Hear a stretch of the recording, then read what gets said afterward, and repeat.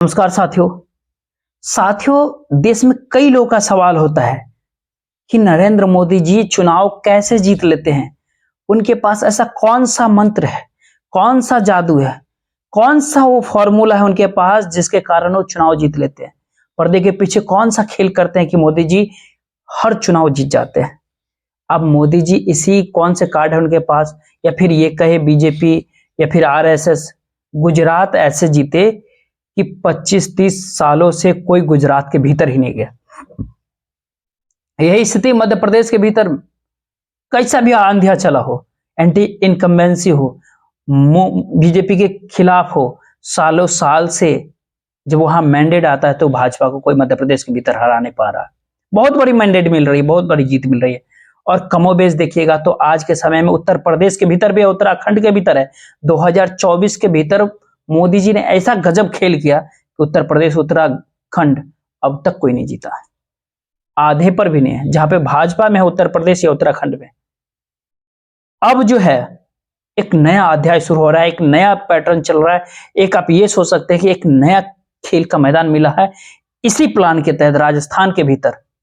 या फिर ये कहे आप कि मोदी जी आरएसएस के नए प्रयोगशाला के रूप में है, कि नरेंद्र मोदी जी का जहां ये कहना है कि ये आखिरी चुनाव है, या फिर कोई अशोक गहलोत नहीं होंगे, इस तरह की गारंटी देने कि यहां पर कोई भी अशोक गहलोत के दोबारा अब नहीं आ सकता है, क्योंकि राजस्थान के भीतर इनका ये प्लान सक्सेसफुल है। अब सुनिए। पूरे राजस्थान के लोग लिख करके रखे, इस बार तो नहीं,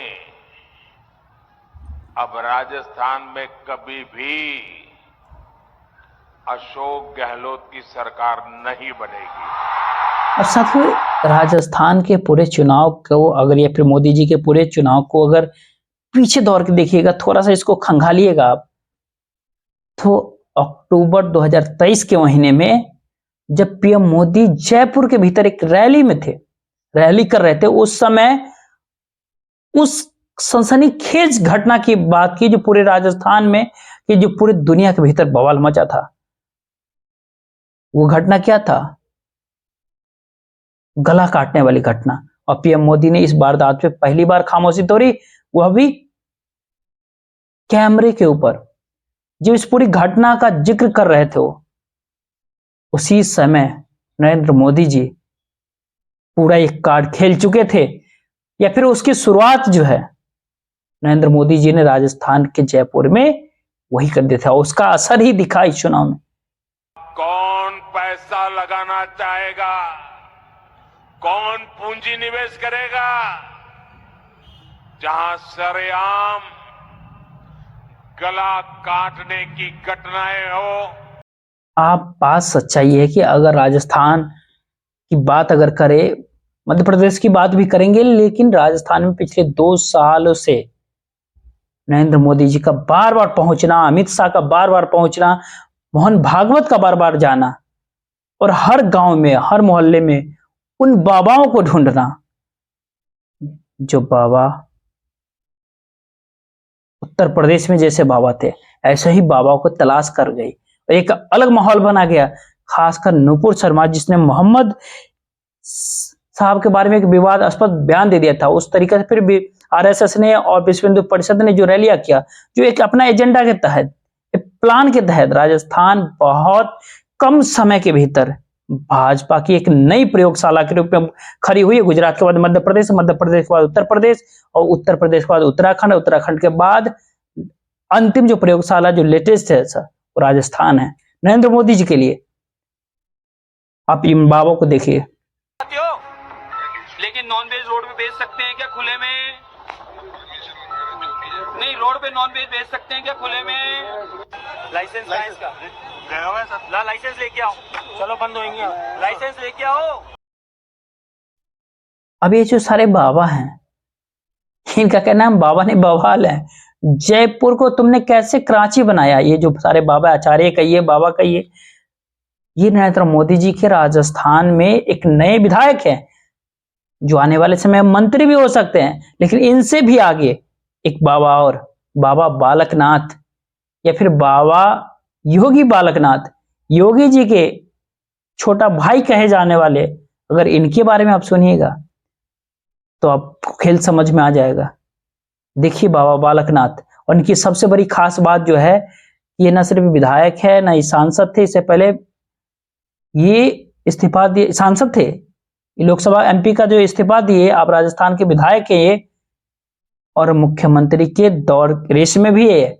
आज के समय में इनसे सारे नेताओं वहां घबरा रहे हैं, चाहे गजेंद्र शेखावत हो, अर्जुन मेघवाल साहब हो, राजवर्धन सिंह राठौर हो, वसुंधरा राजे हो, कहीं बाबा बालकनाथ जो है मुख्यमंत्री न राजस्थान में हो जाए, और आज नहीं तो कल के मुख्यमंत्री जरूर होंगे। बाबा बालकनाथ ने कहा कि मैं कहना चाहता हूं उन सब लोगों से, इन गुंडे मवाली बदमाशों से, इन प्रॉपर्टी के दलालों से, समय से अपना राशन कार्ड बंगाल का कर्नाटक का बनवा लो। बीजेपी की सरकार आने वाली है, तुम लोगों को राजस्थान में छुपने की जगह नहीं मिलेगी। बाबा बालकनाथ की कई खासियत है। बाबा बालकनाथ यादव समाज से आते हैं, ये उत्तर प्रदेश के भीतर अखिलेश यादव को काउंटर कर सकते हैं, बिहार में तेजस्वी यादव को भी काउंटर कर सकते हैं, राजस्थान में छत्रछाया में मोदी जी का जो प्लान है इनको फल फूल सकता है 2024 में। लेकिन सबसे बड़ी बात इनकी कि बाबा बालकनाथ नाथ संप्रदाय से, उस मठ से आते हैं जिस मठ के मठाधीश योगी आदित्यनाथ जी हैं, उत्तर प्रदेश के सीएम मुख्यमंत्री। बाबा बालकनाथ और योगी आदित्यनाथ की एक अच्छी जोड़ी है, एक अच्छी मतलब रिश्ते हैं।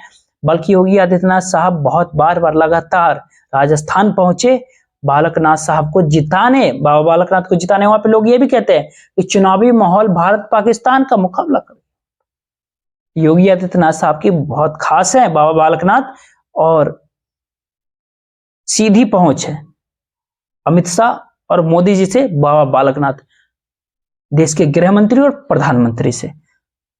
और सबसे बड़ी बात जो है कि आरएसएस के जो चीफ हैं मोहन भागवत साहब बाबा बालकनाथ का बहुत इज्जत करते हैं। अब ये भी कह सकते कि मोहन भागवत साहब के बाबा बालकनाथ बेहद करीब है, काफी नजदीक है। योगी आदित्यनाथ का छोटे भाई कहिए, शिष्य कहिए, मोदी जी के खास, अमित शाह साहब के खास, जेपी नड्डा के साथ, मोहन भागवत साहब के साथ अब शायद ही कोई शीर्ष नेता बचा हो। अब बाबा बालकनाथ इसीलिए मुख्यमंत्री की रेस में सबसे आगे हैं, और आज नहीं तो कल बाबा बालकनाथ वहां मुख्यमंत्री बनेंगे। इसके पीछे कारण ये है, देखिए मैं कहना चाहता हूं यही कारण उन सब लोगों से, इन गुंडे मवाली बदमाशों से, इन प्रॉपर्टी के दलालों से, समय से अपना राशन कार्ड बंगाल का कर्नाटक का बनवा लो। अब यहाँ पर जो पीएम मोदी जी के जो निवास पे जो तुम लोगों को बैठकें हुए थे मोदी जी और अमित शाह के बीच, ये बातचीत काफी होने के बाद जो सबसे बड़ा जो एक दोनों आदमी के बीच की जो राजस्थान के भीतर मुख्यमंत्री कौन होगा, निर्णय मोदी जी करते हैं।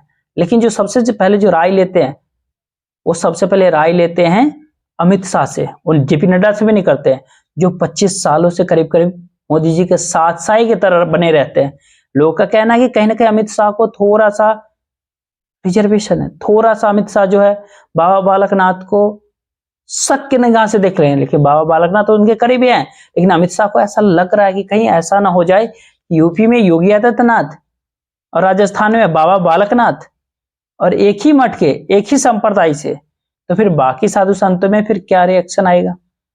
एक और सवाल, अगर ये जोड़ी अगर बन गई, जैसे मोदी और अमित शाह की जोड़ी है, अगर ऐसी ये जोड़ी बन गई बालकनाथ और योगी आदित्यनाथ की, तो फिर ऐसा ना हो इस देश में कि अमित शाह जो खुद ख्वाब देख रहे हैं नरेंद्र मोदी के बाद प्रधानमंत्री बनने का भारत देश का, उनका फिर क्या होगा। क्योंकि ये बात कहीं ना कहीं सत्य है कि अमित शाह और योगी में, अमित शाह और योगी में नहीं बनती। तो अमित शाह इसी को ढूंढ रहे हैं, क्या रिस्क लेना सही रहेगा बाबा बालकनाथ पे। हालांकि बाबा बालकनाथ की जरूरत है राजस्थान में, योगी आदित्यनाथ, ये जो पूरे जो सिस्टम है दोनों के बीच, इसमें कहीं ना कहीं गुजरात के नेताओं को उलझा दिया है।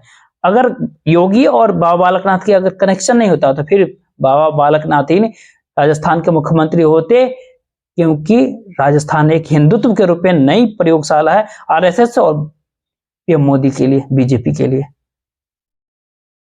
बाबा बालकनाथ के साथ देखिए डिसाइड होता है पीएम मोदी जी का या अमित शाह जी का क्या निर्णय आता है राजस्थान के ऊपर। ये डिसाइड जो है सो नरेंद्र मोदी जी और अमित शाह को ही करना कि बाबा बालकनाथ के साथ जाए या फिर किसी और राजस्थान के भीतर किसी और नेताओं के साथ जाए। देखिए, देखते रहिए। जय हिंद।